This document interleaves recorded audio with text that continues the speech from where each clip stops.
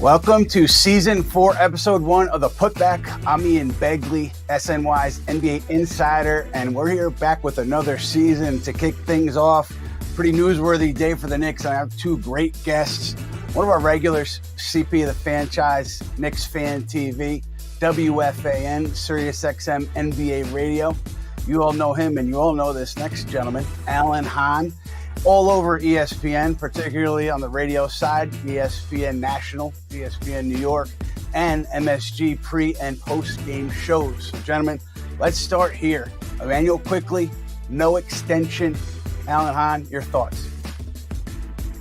I'm not surprised, and it's not because either side didn't want to come to an agreement. I truly believe the Knicks, and especially Tom Thibodeau, when you hear him say how much they love him and how much they appreciate his development over the years, he's a great fit for this team, and he's the right, obviously, for the culture they've been trying to build.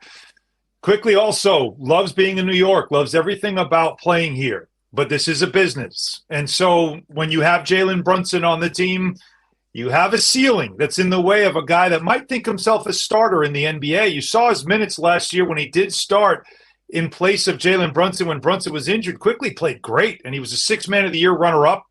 Here's a guy that at his age should be thinking about, can I be a starter in this league, and will that opportunity be out there? And when you see some of the contracts that were given out to fellow 2020 classmates, it does make you kind of think from the agent's perspective, from Quickley's, if I'm representing the kid, I might say to him, you know what, bet on yourself and see what kind of opportunities await you in next summer. And the worst thing that happens is the Knicks match and you stay where you love and you are loved. But it could also mean an opportunity to be a starter around the league. We all know, here in New York especially, guys, how valuable a point guard can be and how tough it can be to find one, especially a starter. So for Quickley, I think this is a business decision.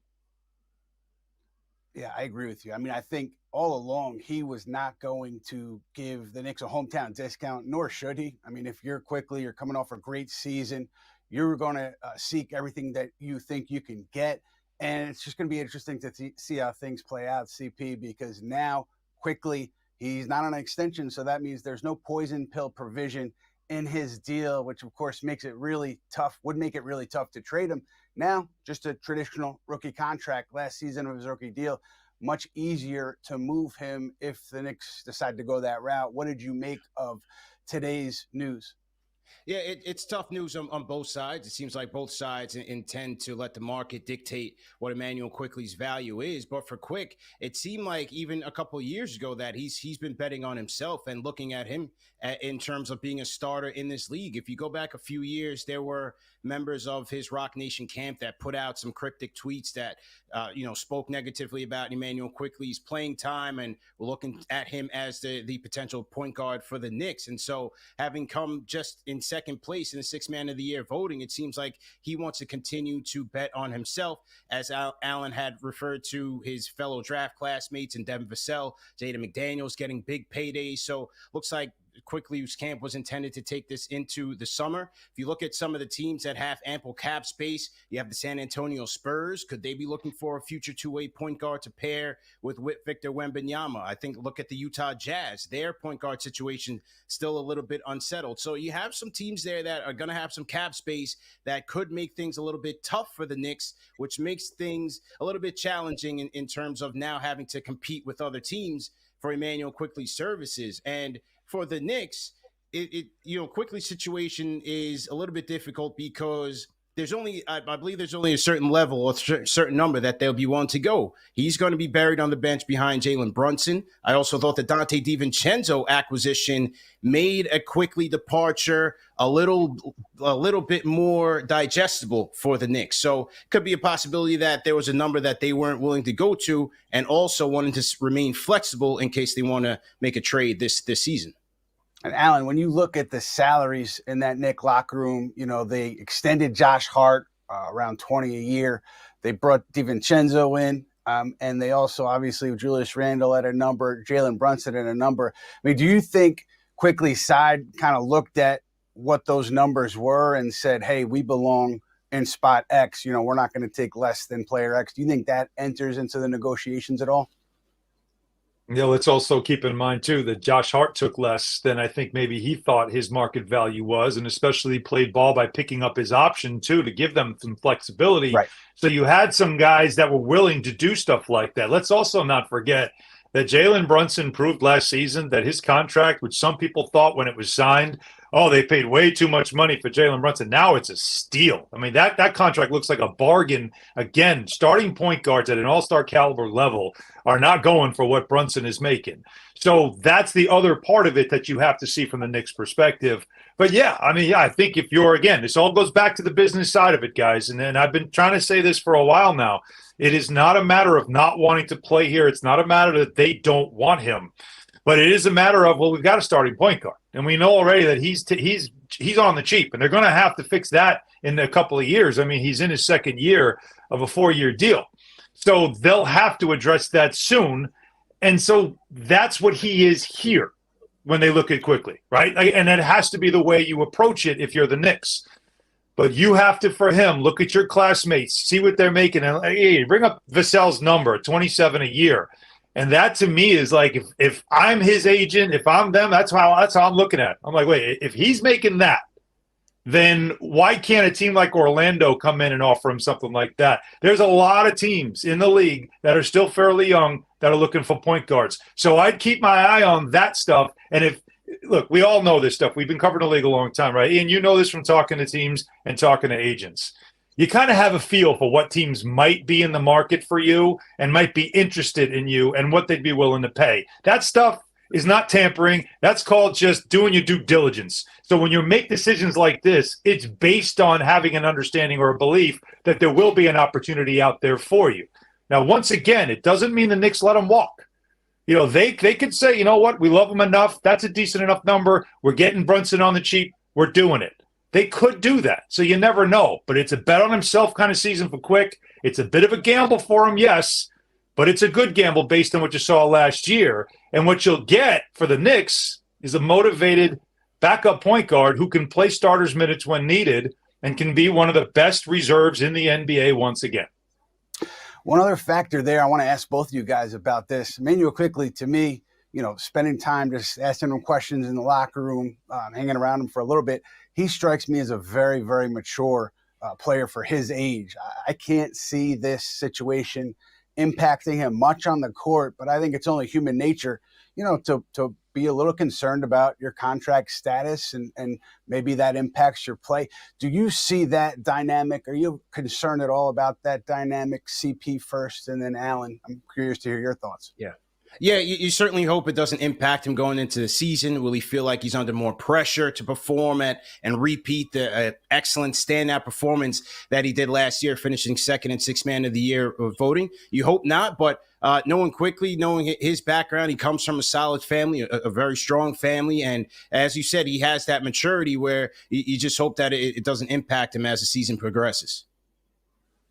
I'll tell you what, I don't know if he's built that way. I have seen him in pressure situations, and you can see that. Like, he's one of these guys that it's all up here with him. It's his focus. It's a focal point and all that stuff. And I think for him, he'll be extra motivated to prove himself this year. That's how I think he's going to approach this. Now, when you talk the pressure part of it, that's where I'm curious to see if things don't go well. Remember, he shot over 40% for the first time in his career only last season. We know he's a good shooter. Tom Thibodeau talks about all the time in practice. They have 100% confidence in him when he shoots it, but the percentages didn't prove itself during the regular season until last year, where you really started to see it. The three-point numbers have always been decent. Obviously, at the free throw line, he's been money. So what you want to watch with him, because he is a young player and he is betting on himself, and that's a lot of money you could leave on the table, is that does he get frustrated with himself? And also when it comes to his role, how does that play here as well? I don't think he's built that way, but it's only human nature that if things – look at the record – the schedule for the start of the season for the Knicks. They got a juggernaut in the first 10 games. I mean, you're playing tough team after tough team night in, night out. You're playing some good defenses. So if he's off to a start where the shots aren't dropping, where he's a little frustrated with himself, how does he handle it? It's a lot on his plate, but I've seen him handle it in the past when it just comes to growing into the role that he's grown into. So I believe he'll be fine. But like I said, there's a lot of pressure not just on him, but on this team to take a step forward this year. Gentlemen, we've got a fan question, I believe. Our social media guru, Matt Spenley, is checking in, I believe, with a question. What's up, Matt? Hey, guys. So we have breaking news during the show. Per ESPN, Giannis has agreed to a 3-year, $186 million extension with the Bucks, including a player option for the 27-28 season. So he's a guy we had discussed. The Bucks traded for Lillard in the middle of the show. We got news to discuss. So, Ian, kick us off. Your thoughts on this deal, just as I read it here live. Yeah, you know what? The Knicks were certainly among the teams that were keeping an eye on that situation in Milwaukee with Giannis. You know, he went public talking about how he wanted to see if the Bucks were fully committed or as committed as he was to winning a title. And he said that twice in 2 interviews over the offseason, and that was before Milwaukee made the trade to acquire Damian Lillard. So, you know, what Giannis was saying and stuff being said behind the scenes leading up to that Lillard trade led teams to believe, hey, Giannis might be available. Maybe Milwaukee decides to move on. Maybe he leaves in free agency. There was a lot of, a lot of uncertainty, a lot of discussion about the Bucks. But obviously the Lillard trade changes everything. It gets the commitment from Giannis that Milwaukee wants, and now you can cross him off of any potential star acquisition list for the Knicks or for any other team. Are you guys, now I want to ask CP because I know that you were on this over the summer too. Did you see him committing today the way he has, or did you expect things to kind of still be uncertain as they rolled the balls out this year? You know, I thought the timing was interesting in terms of when his comments came out and then when the Lillard trade happened. It almost seemed as if his comments were put out there as if to say that's what he already mentioned or intimated to Bucks management, was to say, hey, go get me a guy or else I'm not going to commit. And then they pulled the Damian Lillard trade, and now here we are. He's $60 million a year richer. And so I thought it was a long shot in terms of him potentially leaving Milwaukee or hitting free agency down the road. And now it's you can pretty much close the door on that. So that's one target that the Knicks won't have to worry about in terms of being on their roster, but will certainly have to contend with for years to come with Damian Lillard. Yeah, that's where I want. Let's credit Giannis. Yeah, I was going to say, just let's credit Giannis for being a good businessman here, because all he did was use what he has, which is his leverage. And his leverage was to say that, you know what, if I don't think we're trying to win here, I'm just going to go somewhere else. And he had the leverage of his contract and the ability to walk away. And so what do the Bucks do? They go out and get a point guard, a superstar for him to play with. And what does that superstar have? A 2-year, $127 million contract extension in his pocket that kicks in also. So what does Giannis do but line up his deal with Dame Lillard's deal, and they give themselves a real window to win another championship in Milwaukee. It was a smart play by Giannis. Never once did I believe he was leaving there. I just felt like that he's got a home there. They're going to pay him a ton of money. They just brought in an NFL owner in there as well who's got deep pockets, so there's no worries at all about paying repeater tax and everything else. Giannis played this perfect, and he used the leverage of a big market like New York to put that pressure on Milwaukee to make sure that they got to business and made sure that they built the roster that could win another championship. It's done, and as you'll probably talk about next, Ian, Bagels, the Knicks have to deal with the Bucks for the next couple of years. If they're going to try to win a championship, they're going to have to build a team good enough to beat Giannis, Dame, and the Bucks. That's exactly where I was going, Alan, because, we could talk about crossing Giannis off of a potential trade list, but more importantly, here and now, I mean, that team is set from top 2 player perspective for 3 years to come, 2 years to come, 3 years to come. So this window for the Knicks that you're looking at, you would maybe think of it as some long-term window, but I don't think that's the case given where management is entering its 4th season, Thibodeau entering his 4th season. I don't think it's some long-term window here. So this move really, really makes it much more difficult for the Knicks to go ahead and compete in that upper echelon of the East. The other thing you're looking out for from a Knicks perspective at the top of the East is Boston with Drew Holiday. Do they extend him? I know, when teams were inquiring about trading for him, the idea was he wanted to go somewhere where he could win and extend. So I assume the Celtics do. But the Giannis extension, obviously really significant for New York over the next few seasons if they're trying to get over the hump and be a top team in the East. But what the Knicks do have, gentlemen, is Jalen Brunson. And Tom Thibodeau talks often about how every offseason he's always getting better. whether it's shot making, whether it's footwork, whatever it is, he's always coming back an improved player. CP, where do you see Brunson at this point, based on what he did last season? Where do you see him going up a level coming into this year? Well, you can certainly hope so. And for the Knicks to be able to compete with the Bucks, he's going to have to step it up another level and be a bona fide all-star. I mean, to be able to come onto the scene and shoot the ball as efficiently as he did, shoot it as efficiently as he did from three, and really take command of this offense from day one. I mean, if you go back to the previous point guards that this Knicks team had, from Peyton to the failed Kemba Walker experiment to even putting Alec Burks in that position, they really didn't have that stability there. And so for Brunson, that's what he's going to have to continue to do this year for the Knicks, is just to be that guy that they can rely on, give the ball to, set the tempo, command the offense, and be a guy that can really deliver for them in crunch time situations. Yeah, certainly. And we go to another important Knick, Julius Randle, Alan, and he's talked about being a more efficient player. Talked to us about that in training camp, and I thought that was interesting. Coming off a relatively strong season, all-star season, we all saw playoffs. Randle was hurt.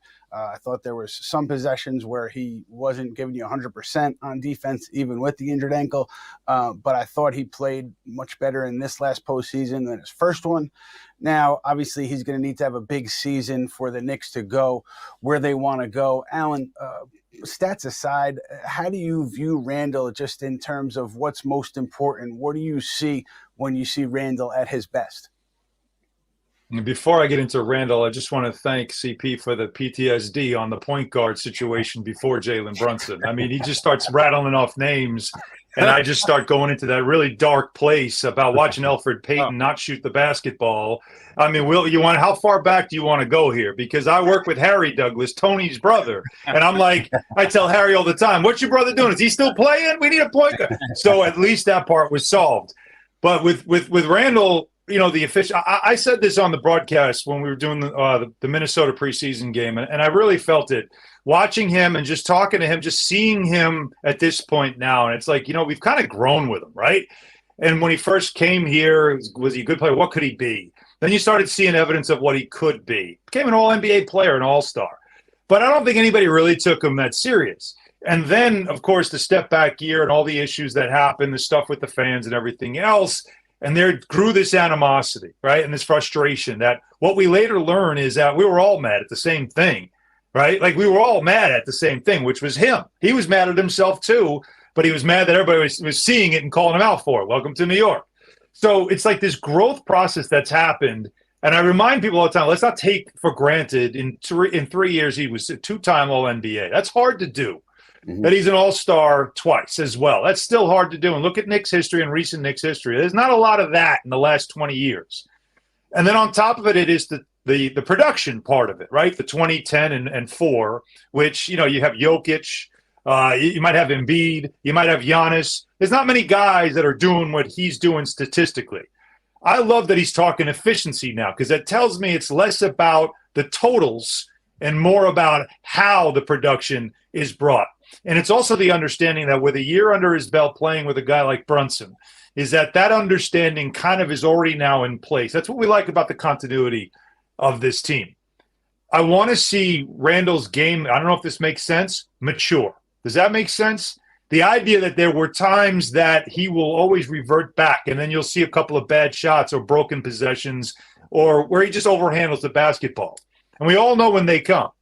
He's too good of a player at this point to start reverting to that. So the maturity in his game, that at the age of 28, it really should be at a point now where he knows not to go to those places. Doesn't have to. You got a guy like Brunson that can get you 25, 30 a night. RJ Barrett can get 20 a night. Recognize what you have around you. And that at this point, with all the accolades that you've had, All-NBA twice, All-Star, all the different things he's done, what's now missing is winning. And being part of a core that, everybody keeps talking about the Knicks need a star. And here's a guy that should be, if I were him, looking around going, I am a two-time All-Star. Like, I've been two-time All-NBA. Like, what do you mean they need a star? That's how he should think. Now, we don't see him that way. That's reality. But he should think that way. And that would be maturity in his game, to make it more about winning and less concerned about shots and points and statistics and everything else, because he's kind of done that already. Right. And I think for stretches last year, I thought he was that. I thought he was distributing the ball really well, getting off of it quickly when a second defender came. And I would expect to see even more of that this season based on, how his offseason went, what he's talked to us about. CP, big picture for this Knicks team.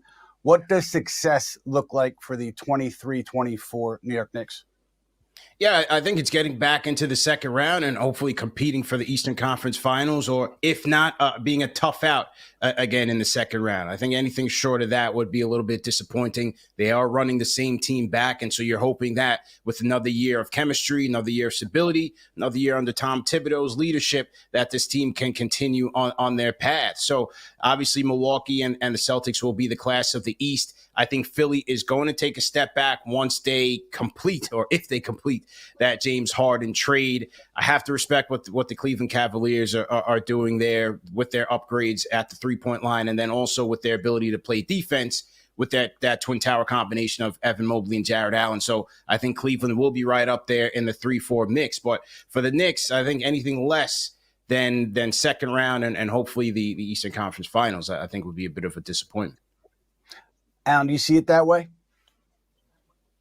Yeah, I'm looking at this team and I'm saying, how much are we talking stability and continuity? And you keep checking the notes. And are we talking about the New York Knicks here? Continuity, stability? Is that what we're doing? You think about all the teams in New York right now and all the problems that everybody has. And we never bring up Knick problems lately. It hasn't been a problem. And that's a good thing. But it means also that you do have to advance the cause. At some point, that has to happen, right? So last year was that step. Win a first-round series, get into the second round. Some would argue with the injuries and everything else, that second-round series, it was a good series, went 6, could have gone more. They're a couple of plays away from overcoming it and at least bringing a seventh game back home. Didn't happen. So there wasn't that much magic last year. But we can't look at it as an aberration. We have to now judge them on that standard. I think the year before that was the aberration. You have a playoff team the first year with Tom Thibodeau.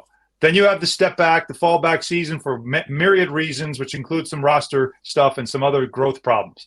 But then that third year, it's okay, that's that team we saw 2 years ago. Here's what we're talking about. So now that's the standard we hold them to. So with that in mind, like CP said, and I think he's right, we have to look at it as second round is to me the worst case scenario. That's it. That's what it has to be now. And you have to look at the East and consider, yes, Milwaukee, cream of the crop. Boston, they're coming for it, but there are some questions about everything that comes to that roster, including their depth and some of their bigs that might have some injury issues that could come up, that could cost them later on. With the Knicks team, there's tons of depth. They have been together for a while. They should be in the conversation as a team that should have first-round home court advantage. They should be in the top 4. They should be looking at the first 50-win season in 10 years, in a decade. That's what they should be aiming for. That, of course, comes with full health and everything else. But there is enough here for us to hold them to a standard of being that kind of team. And I think that's what they aim for as well, to be there. And then the last thing is, because we keep hearing from a lot of people now that this isn't the Knicks that nobody wants to play for. This is now a team and a franchise that's everybody's saying stars should want to play there. This should be the season that makes that more evident than ever. And there's the white whale that we're waiting for. That superstar, so it's not going to be Giannis, clearly, but there are always others that pop up. And it should be someone that eventually they can catch the big fish, because that then puts you in the conversation with what the Bucks are doing and the Celtics are doing. I know Ian loves Bagels. You love the trade rumors and you love the next star stuff. That's all good for content, baby. And that's all we're looking for, because Leon Rose has done a great job with this roster, and he's done a great job hiring the coach. They've done a great job bringing stability and continuity to this franchise. The last thing is the white whale, and who's it going to be? Yes, but Hahn, I will say this. I mean, am I wrong in saying Leon Rose was brought here to bring a star to New York? I mean, I think that's pretty accurate. So the trade talks, I think it starts with that. But I do think it's going to be interesting to see the timeline now on that kind of a move with what just happened a few minutes ago. Giannis re-signing, committing to Milwaukee multiple years, lining up with Lillard. How does that change the timeline? Does it change the timeline at all? But for you guys, if you're looking at this landscape, I'm asking for a short answer here. Can you give me your one name top player who you see as most likely to end up here? And I'm not saying that you are saying anything's going to happen or that there's a good chance anything's going to happen. Just looking at the landscape, factoring in everything, what's the player that you think, hey, this could happen? I'm going to start with CP. I got to go Donovan Mitchell. Donovan Mitchell. His contract extension, not going to sign it with the Cleveland Cavaliers. He's here every day of the summer. There's wanted to be a Knick. I think it could happen maybe next offseason. It's the most likely outcome. Yeah, Bagels. It's the most likely outcome. Donovan Mitchell, it should have happened last August. He expected it to happen. He wanted it to happen. He has the leverage of his contract coming up and an extension that he won't sign to stay in Cleveland if he really wants to come home. So he can control this and make it a little bit easier for the Knicks to pull off a deal and bring him home. And so that's the easiest answer to give you. Now, it's not exciting. I get that, right? And everybody wants me to say Joel Embiid. But I would, because I've heard all the stuff you've heard. But the one issue I have is, why the hell would Philadelphia want to send him to the Knicks when he's under a massive contract? They don't have to move him. No. So it's funny, I'm making the same expression. So there's no reason for them to send him to the Knicks, just like Dame Lillard wanted to go to the Heat but didn't end up in the Heat. So I caution people who are excited about the idea of Joel Embiid. I think the right now name remains Donovan Mitchell. And for the Knicks, it might take them 18 months longer to get him, but they still will have the opportunity to get him if that's what he still wants. I'm with you guys. I was going to say Donovan Mitchell as well. You know, with Karl-Anthony Towns, you look at the McDaniels extension, and Minnesota has big money committed to McDaniels, to Rudy Gobert. Anthony Edwards is going to be extension eligible, and Karl Towns, and they paid Naz Reid. So I think something has to give there. That's why Karl-Anthony Towns, to me, is also a realistic trade acquisition for New York, depending on how things go in Minnesota and in New York. I mean, if this team falls a little bit below 500, you're getting closer to the trade deadline, I wonder if they would be more open, more likely to take that big swing that we've been talking about for so long. I just keep my eye on Minnesota as well, but I do see Donovan as most likely. As far as players on this roster, Quentin Grimes, big leap last year. And I thought he was one of the most pivotal players for this Knicks team. Once they changed the lineup up, once Tom Thibodeau changed his rotation, the Knicks took off. I thought Grimes was right in the middle of it. I mean, how do you see him taking a next step here in this coming season, CP? What does the next step look like for Quentin Grimes? Yeah, for one, it's continuing on his trajectory of being a high floor 3-and-D player. So bringing it on the defensive end, handling the Knicks' toughest assignments from their opponents, and being able to shoot the three ball at close to 40%. He came close in the regular season. In the playoffs, that fell off of a cliff. And then secondarily, it's continue to make quick decisions when he gets the ball, whether it's putting the ball on the floor, attacking closeouts, playmaking for his teammates. I think that's the next step of Quentin Grimes' evolution. But also in the preseason, what was very noticeable from Quentin Grimes was a lot of the areas that the key areas that he worked on with JJ Redick, you kind of saw that on the court. So it seems like he was very intentional about how he's getting his shots off the dribble, how he's getting his shots off of movement. And so Quentin Grimes really being a student of the game, it's very encouraging to see. And I think there's going to be big things in store for year 3. Alan, I don't want to jump the tease that you made a few days ago, because you quote tweeted the Dante DiVincenzo answer about defense and intensity. And you said you were going to talk about it at halftime on MSG. Don't want to jump that at all, but I just wanted to know, like, just your initial reaction without delving too deep into it. When you heard that quote from Dante, is it nothing because it's preseason? Is it something because of what was said and what we saw on the floor?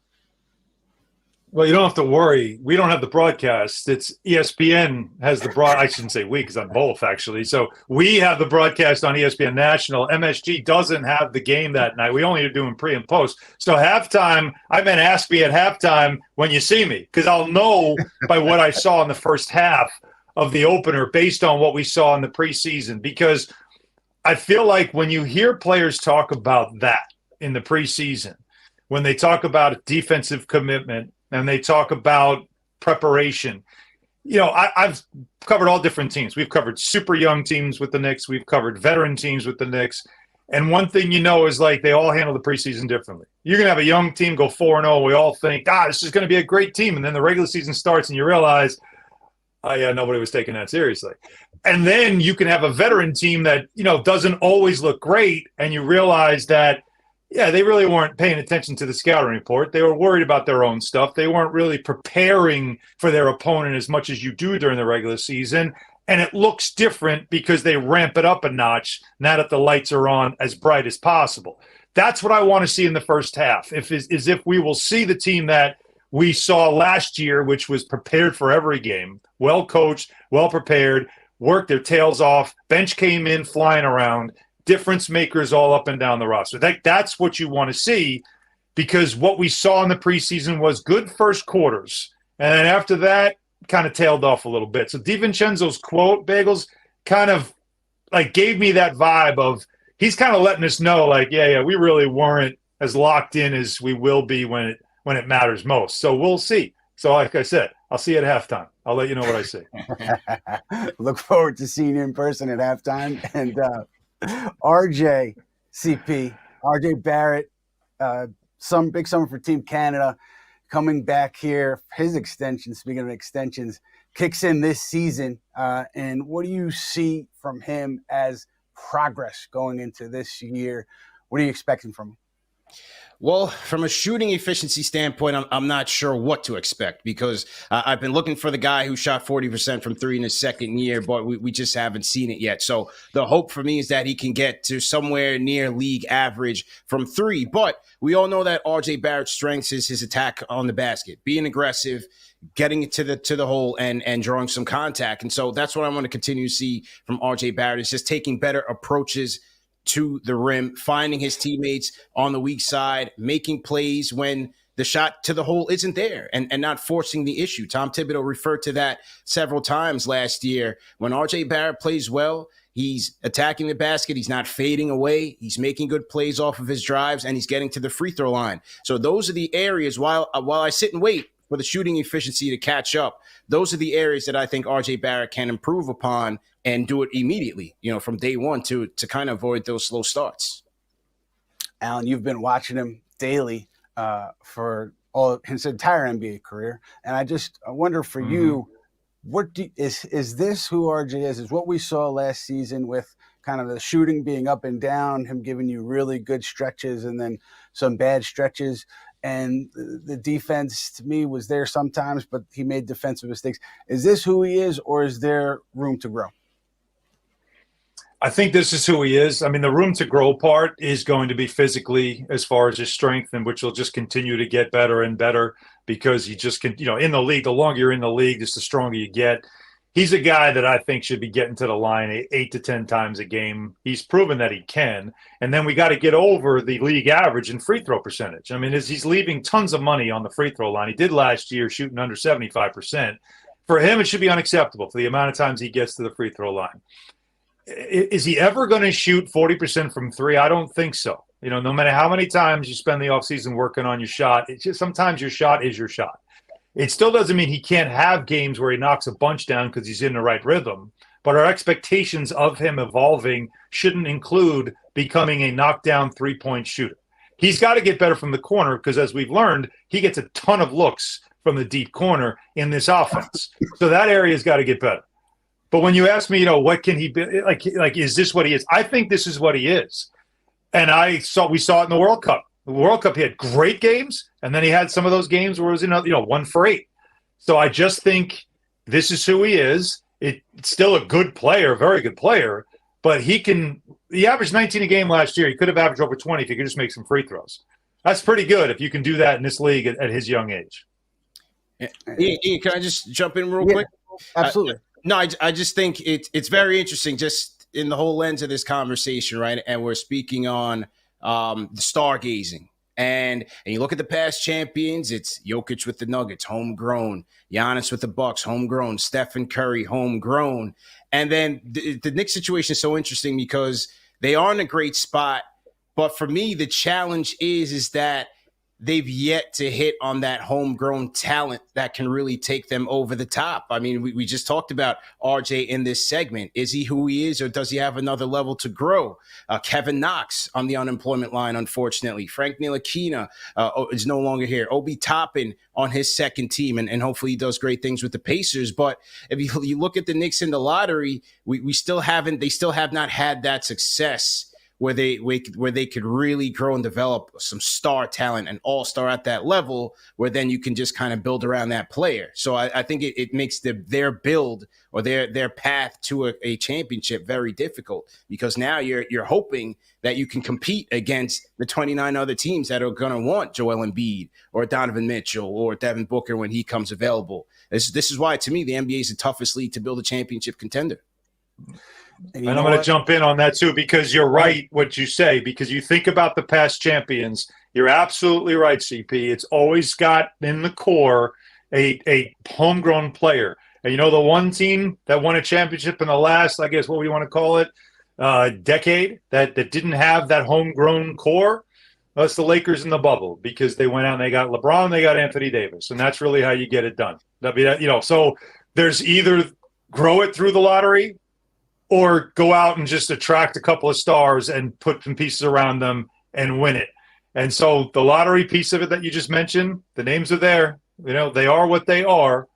And so that's why I bring up the white whale thing.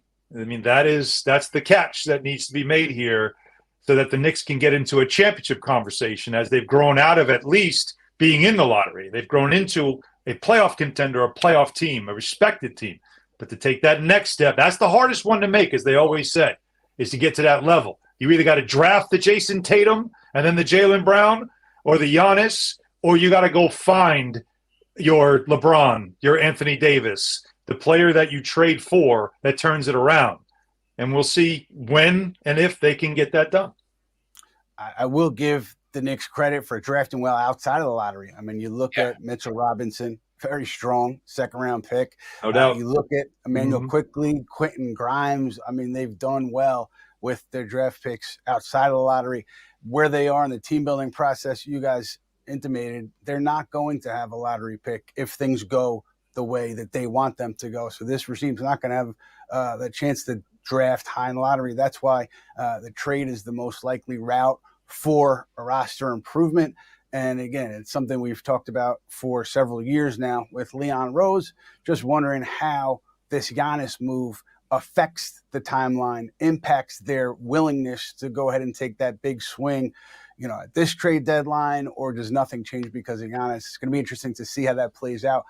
Mitchell Robinson, though, guys, I think that he is kind of a not unsung hero, because I think Knick fans know who he is, but the way he impacts the game, you're not seeing it in the box score night in and night out, as Tom Thibodeau likes to say. But, Quentin Grimes went as far as to say he's the most important Knick because of what he does on both ends of the floor. Yeah, how do you see him impacting things the way he did last season? Is there an injury concern? How do you see Mitchell this year, CP?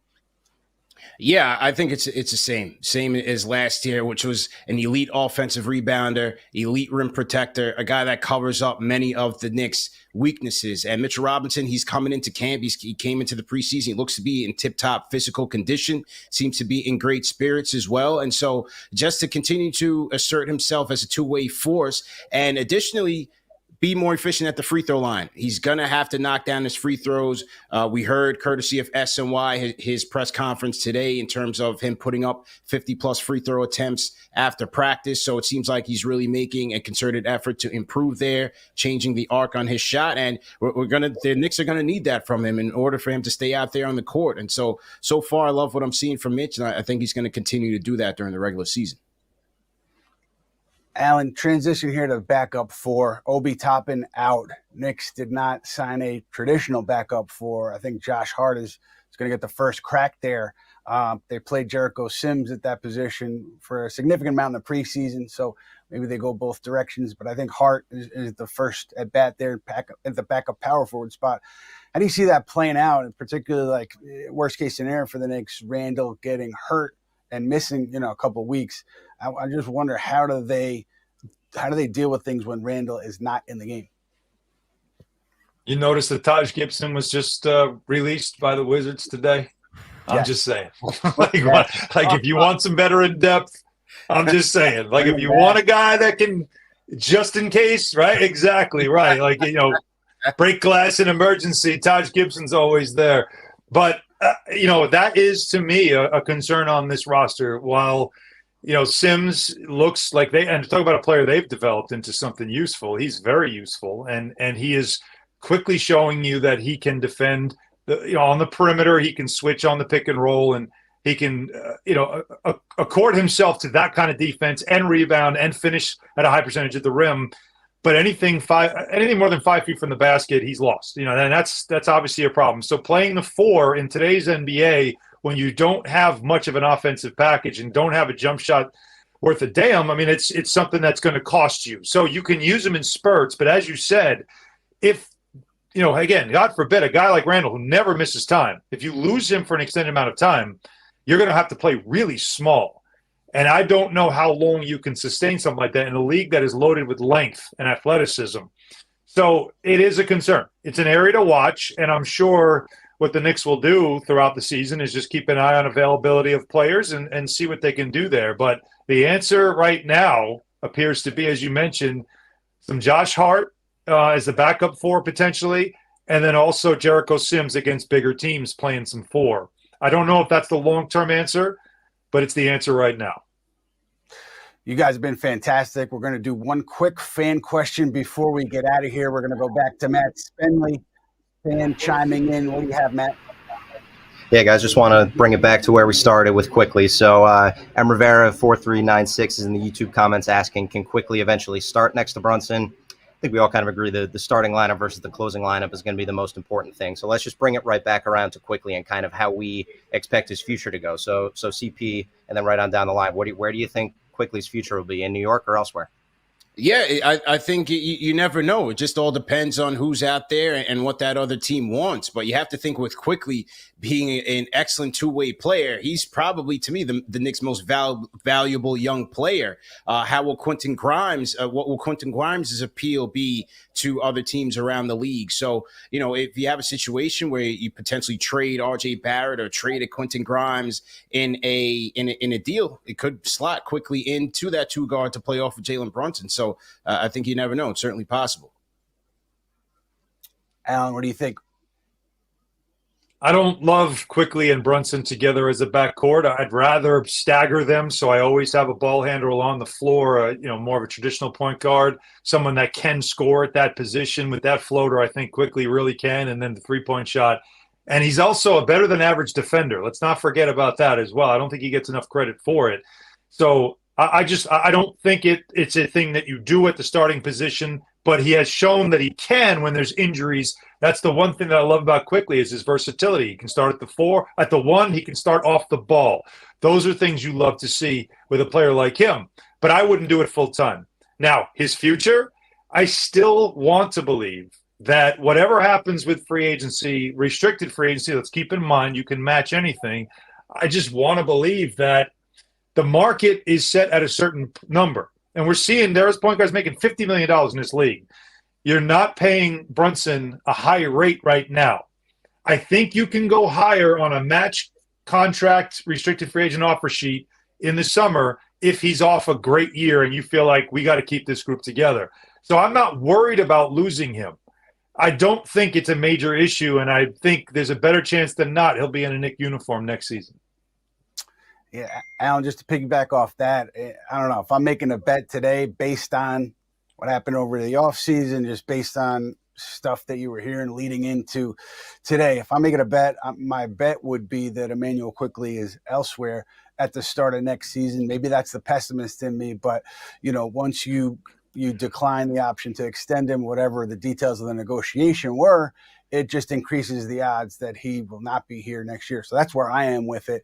And it was great to hear where you guys were on everything Knicks. Really appreciate your time. We're going to wrap now, but CP the Fanchise, Knicks Fan TV, WFAN, SiriusXM, NBA Radio, Alan Hahn, ESPN, MSG, pre and post game. You know these guys well. I really appreciate you guys giving your Knicks thoughts on the putback. We will be back next Thursday, November 2nd, with another episode. So be sure to check us out then, and we'll see how things go. Wednesday night, Knicks Celtics season opener.